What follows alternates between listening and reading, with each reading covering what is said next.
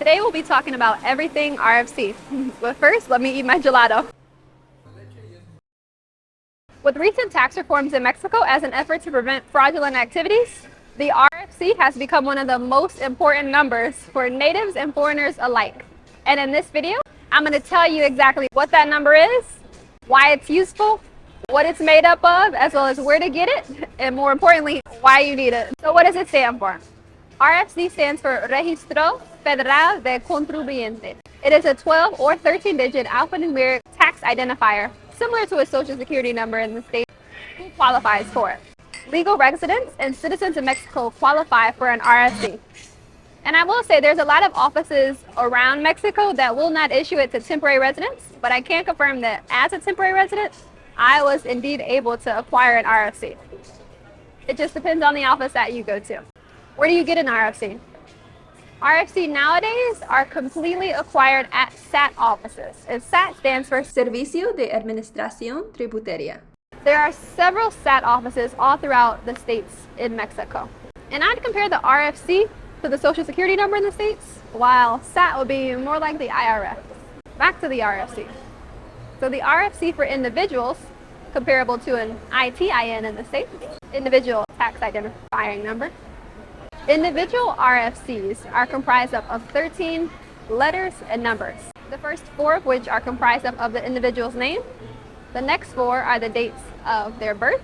And the next 3 are what I call Mexican randomness. They are unique identifiers, unique to each individual, given by the SAT offices. Whereas business RFCs are comprised of 12 digits. The first 3 are letters using the business's name. The next 4 is a date using the business's date of incorporation. And the next 3 is again that unique identifier that's given by each SAT office, which is unique to each business in Mexico. For all my visual learners out there, I'll give you illustrations to show you what I mean. Here are a few sample RFCs that I created. I will have links to these in the description portion of the video. Why is it useful? The RFC is useful for a number of things, and as time goes on, I wouldn't be surprised if it's useful for a lot more things. But right now, 2 major things that you need an RFC for if you want to live in Mexico is 1, opening a local bank account. If you want an easier way to access local currency, you may think about getting a local bank account, and most all banks are now requiring an RFC to open a bank account.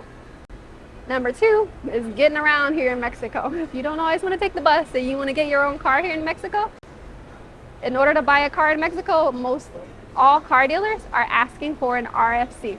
In fact, they're requiring that. And a third one, which is also very important, if you want to sell property in Mexico, at the moment, for tax exemptions, you will need an RFC.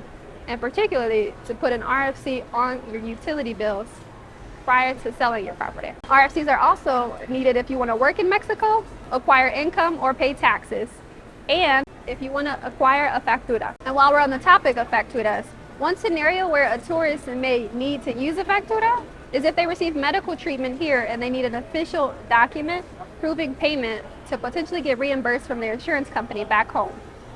And while tourists aren't allowed to get an RFC legally here in Mexico, there is a generic RFC for those facturas, and I'll put it here on the screen. I hope that information was helpful. See you in the next video. Hasta pronto, friends. See you soon. Nos vemos.